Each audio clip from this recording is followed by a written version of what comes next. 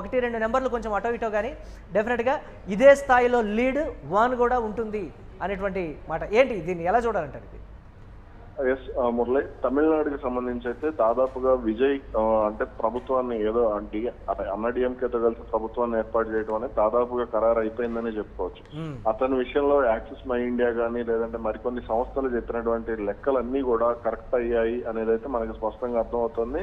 ముఖ్యంగా యూత్ కానీ, దళిత vote bank కానీ, అలాగే మైనారిటీ ఓటు బ్యాంక్ కానీ, మరికొన్ని అంటే న్యూట్రల్ వర్గాలు కానీ లేదంటే కొంత అంటే వెనకబడిన వర్గాలు వీళ్ళందరూ కూడా కొంత విజయ్ వెంట నిలబడ్డారనేది అయితే స్పష్టంగా అర్థమవుతోంది. ముఖ్యంగా స్టాలిన్ కానీ లేదంటే మరికొందరు ప్రముఖులు దాదాపు 28 మంది మంత్రులు తమిళనాడులో ఓడిపోవడం అనేది, ఓడిపోయే దిశగా వెళ్ళడం అనేది కొంత కాదు చాలా ఆశ్చర్యకరమైనటువంటి విషయంగానే చెప్పుకోవచ్చు. అంటే అక్కడ ముఖ్యంగా హిందూ వ్యతిరేక ఓటు బ్యాంకు కేరళలో ఎలాగైతే పినరయి విజయన్ కు ఇబ్బందికరంగా మారిందో తమిళనాడులో కూడా ఇక్కడ స్టాలిన్ కు హిందుత్వ వ్యతిరేక ఓటు బ్యాంక్ అనేది చాలా మైనస్ అయ్యింది అనేటువంటి అభిప్రాయాలు బలంగా వినపడుతున్నాయి. ఇక విజయ్ ఎక్కడ కూడా మతాల అంశాన్ని తీసుకురాకుండా అంటే నేనేం చేశాను, మీరు ఎటువంటి నష్టం చేశారు, నేనేం చేశాను అనే దానికి సంబంధించి అతను ప్రజల్లోకి వెళ్ళడం అనేది జరిగింది. అది చాలా వరకు మంచి రిజల్ట్ వచ్చింది. ఇక 2021లో పశ్చిమ బెంగాల్లో సాధించలేనటువంటి విజయాన్ని ఇక్కడ బీజేపీ సాధించబోతుంది అనేది అయితే మనకి స్పష్టంగా అర్థమవుతుంది. తృణమూల్ కాంగ్రెస్ 132 స్థానాల్లో ప్రస్తుతం లీడింగ్ లో ఉంది. అయితే ఇక్కడ 144 స్థానాల్లో బీజేపీ ఉంది. అయితే మధ్యాహ్నం తర్వాత ఏమన్నా కొంచెం ఫలితాల్లో మార్పు వచ్చేటువంటి అవకాశం ఉంటుందా అనేది కూడా కొంత ఆశ్చర్యం కలిగిస్తుంది. ఎందుకంటే అక్కడ కాంగ్రెస్ 4 స్థానాల్లో లీడింగ్ లో కనపడుతోంది, లెఫ్ట్ పార్టీలు 3 స్థానాల్లో లీడింగ్ లో ఉన్నాయి, ఇతరులు 1 స్థానంలో లీడింగ్ లో ఉన్నారు. కాబట్టి ఇక్కడ బీజేపీ కంప్లీట్ డామినేషన్ అంటే ఇప్పుడు వాళ్ళు 12 స్థానాల్లోనే ఉన్నారు. కాబట్టి ఇక్కడ మరింత డామినేషన్ ప్రదర్శించకపోతే మాత్రం అంటే క్రమంగా వాళ్ళ ఆధిక్యం పెంచుకోకపోతే మాత్రం తర్వాత కొంచెం ఇబ్బంది అయ్యేటువంటి సంకేతాలు కూడా ఉండొచ్చు.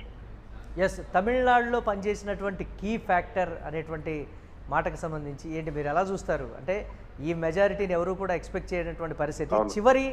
మనం మాట్లాడాం చివరి సభలో ఆయన దీనికి సంబంధించి ఎన్నికల చివరి రోజు ఆయన మాట్లాడినటువంటి మాట ప్రచారంలో భాగంగా సభలో చేతులు జోడించి భావోద్వేగంతో మీరు ఎక్కడ ఉన్నా, ఏ పనిలో ఉన్నా, ఏ దేశంలో ఉన్నా, ఏ చోట ఉన్నా, ఏ పరిస్థితుల్లో ఉన్నా, విమానం ఎక్కుతారా, బస్సు ఎక్కుతారా, సైకిల్ మీద వస్తారా, మీ ఇష్టం, వచ్చి మీ ఓటు హక్కుని వినియోగించుకోండి, ఒక్కసారి నాకు అవకాశం ఇవ్వండి, ఇప్పటి వరకు నన్ను వేధించిన పరిస్థితులన్నీ కూడా మీరు చూశారు అనేటువంటి మాట. ఒక్క అభిమానులు ఓటు వేస్తేనే ఇలా వచ్చింది అని అంటే మాత్రం తమిళనాడులో కూడా ఎక్కడ ఎవరు బిలీవ్ చేయనటువంటి సిచ్యువేషన్. ఏంటి ఆ కీ ఫ్యాక్టర్స్? అభిమానులు ఓటేస్తే కాదు అనేది అయితే మనం స్పష్టంగా చెప్పచ్చు. అది పార్టీ స్థాపించినటువంటి 2 ఏళ్లలో విజయ్ వెంట నిలబడింది అభిమానులు, కానీ ఓటేసింది కేవలం అభిమానులే కాదు. అక్కడ యూత్ లో కానీ అతనికి ఉన్నటువంటి అంటే న్యూట్రల్ గా ఉండేటువంటి ఓటర్లు కూడా ఎందుకు అటు టర్న్ అయ్యారంటే ఒక సింపతి వర్కౌట్ అయింది అనేటువంటి మాట. కరూరు విషయం, అలాగే సినిమా విషయంలో, వ్యక్తిగత విషయంలో త్రిషతో జోడించి మాట్లాడినటువంటి అంశాలన్నీ కూడా. అవును, అది ఖచ్చితంగా అంటే అతన్ని తక్కువ అంచనా వేసిన వాళ్ళందరికీ కూడా అతను ఖచ్చితంగా సమాధానం చెప్పాడు అనేది అయితే మనకు అర్థమవుతుంది. ముఖ్యంగా అంటే సినిమా విషయంలో కానీ, మీరు అన్నట్టు కరూరు ఘటన విషయంలో కానీ, లేదంటే మరికొన్ని విషయాల్లో కానీ, ఆ సిబిఐ విచారణ కానీ, ఇవన్నీ కూడా విజయ్ మీద సింపతి పెంచాయి అనేది అయితే స్పష్టంగా అర్థమైంది. అలాగే భార్య విడాకుల వ్యవహారం కూడా ఇది ఎవరో వెనకుండి ఆడిస్తున్నటువంటి డ్రామా అనే విషయం కూడా ప్రజలకు కొంత అర్థమైనటువంటి సంకేతాలు దాదాపుగా వచ్చాయి. ఇప్పుడు దాదాపుగా అతను అంటే సొంతగానే ప్రభుత్వాన్ని ఏర్పాటు చేయొచ్చు అనేటువంటి సంకేతాలు కూడా వస్తున్నాయి. ఎందుకంటే దాదాపుగా 110 స్థానాల్లో లీడింగ్ లో ఉన్నాడు.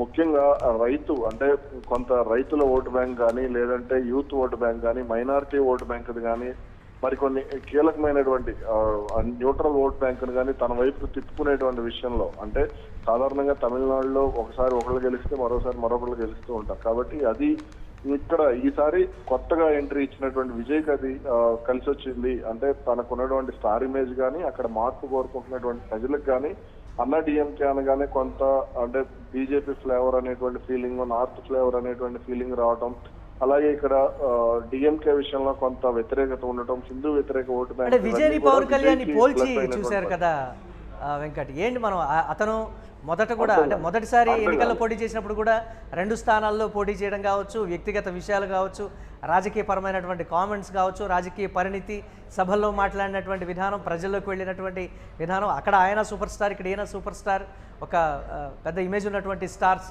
సో అన్నింటినీ కూడా కంపారిజన్ చేసుకున్నటువంటి సమయంలో పవన్ కళ్యాణ్ యాజ్ యూజువల్గా ఏదైతే ఫస్ట్ అటెంప్ట్లో ఫెయిల్ అయ్యారో అదేవిధంగా విజయ్ కూడా ఫెయిల్ అవుతారు అని చాలా ఈక్వేషన్స్ కూడా నిలబడ్డాయి. అవును అవును మనిద్దరం మాట్లాడుకున్నట్టున్నాం. 2009లో చిరంజీవి, 2019లో పవన్ కళ్యాణ్ ఏదైతే ఫలితాలు వచ్చాయి ఇక్కడ విజయ్ కూడా అదే ఫలితాలు వస్తాయి. ఎందుకంటే 2019లో 2 స్థానాల్లో వాళ్ళు పోటీ, 2009లో చిరంజీవి 2 స్థానాల్లో, 2019లో పవన్ కళ్యాణ్ 2 స్థానాల్లో పోటీ చేయడం, ఇప్పుడు విజయ్ కూడా 2 స్థానాల్లో పోటీ చేయడంతో కొంత సిమిలారిటీస్ కనిపించాయి. వాళ్ళు సినిమా స్టార్లు, ఇతను సినిమా స్టారే కాబట్టి అది అనుకున్నాం. కానీ ఇతనికి గ్రౌండ్ లెవెల్లో ఉన్నటువంటి మద్దతుని అంచనా వేయటంలో మనం చాలా వరకు కూడా దేశవ్యాప్తంగా కూడా తమిళనాడు తమిళనాడు అనే కాదు చాలా మంది అతనికి ఉన్నటువంటి గ్రౌండ్ లో ఉన్నటువంటి సపోర్ట్ సైలెంట్ ఓటింగ్ అంటారు.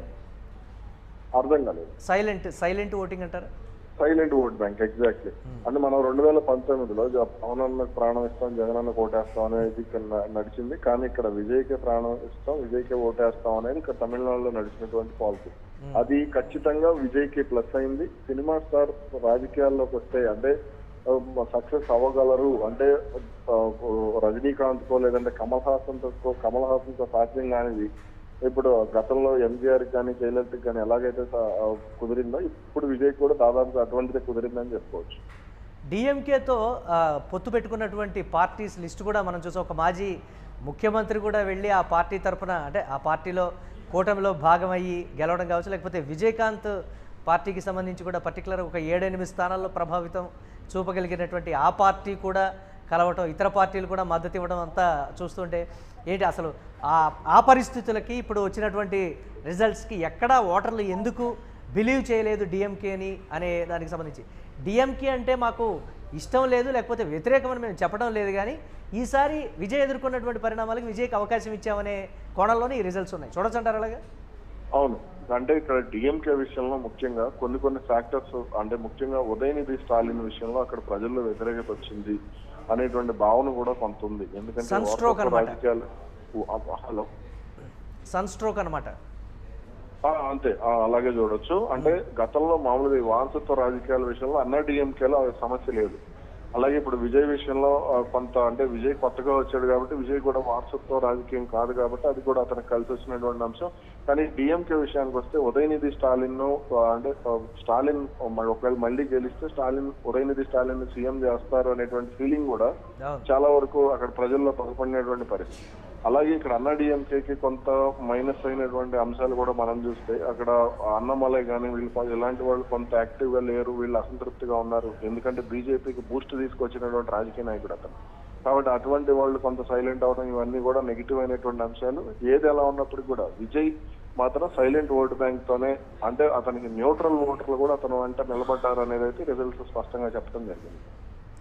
పర్టికులర్గా కేరళ విషయంలో ఏంటి అసలు 100కు పైగా యూడిఎఫ్, ఎల్డిఎఫ్